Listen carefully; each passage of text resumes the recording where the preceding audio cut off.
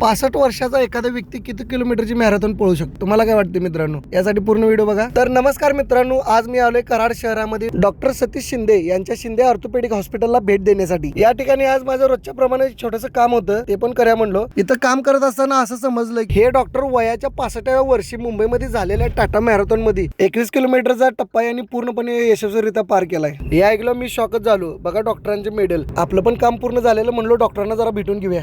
नमस्कार, मी doctor Satish Shinde orthopaedic surgeon Karad. मी गेली 35 वर्ष कराड शहरामध्ये अस्थिरोग तज्ज्ञ म्हणून मी काम करत आहे. हे काम करत असताना मला पूर्वीपासूनच व्यायामाची आवड असल्यामुळं अगदी हॉस्पिटल सुरू केल्यापासून मी नियमितपणे व्यायाम करत असतो. व्यायामाबरोबर माझं फिरणंही असतं आहे, पण सगळ्यात महत्त्वाचं फिटनेसकडं बऱ्याच या नवीन जी जनरेशन आहे त्यांचं दुर्लक्ष आहे.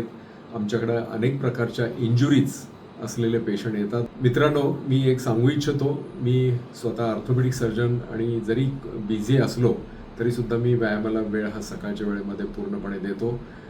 यामध्ये माझे सकाळी तर जिम साधारण 1.5 तास तरी माझं जिम असते आणि आठवड्यातनं 2दा मी मॅरेथॉनच्या प्रॅक्टिस करता एक सोमवारी एक 10 किलोमीटर आणि शुक्रवारी एक 7 किलोमीटर आमचा नॉनस्टॉप रनिंग हा आमच्या मित्रमंडळींचा एक ग्रुप आहे, ते आम्ही सर्वजणं रनिंग करता प्रॅक्टिस रनिंग करता जात असतो.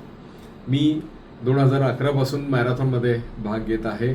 21 किलोमीटरच्याच मी शक्यतो मॅरेथॉन पळायचा माझा प्रयत्न असतो, पण जर अवतीभोवती किंवा खूप लांब असेल तर 21 किलोमीटरमध्ये भाग न घेता जवळपास जर 10 किलोमीटरच्या मॅरेथॉन असतील तर त्याच्यामध्ये मी भाग घेत असतो. याच्यामुळं फिजिकल फिटनेस तर राहतोच आणि त्याच्यामुळे एक मेंटल फिटनेससुद्धा राहतो आणि एक चांगलं काम करायचं, चांगल्या पद्धतीचं काम करायचं एक ऊर्जा याच्यामुळं निर्माण होतं आहे.